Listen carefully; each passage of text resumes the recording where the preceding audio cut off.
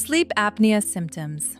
How can an ENT help? Well, besides the obvious, your partner hearing you snore and telling you you wouldn't be getting restful sleep, so you can find yourself falling asleep when you're driving or falling asleep during the day, having to have an extra cup of coffee. And then the second part of that question, you were saying how ENT could help. Yeah, the main thing we do is we'll do a CT in office, we'll do endoscopic exam of the nose, we'll figure out if you have polyps and large turbinates, bent septum, and essentially do the corrective procedure to straighten that septum, reduce those turbinates, remove the polyps, start you on treatment, and then the airflow is better. Sinusitis, we know how to treat it.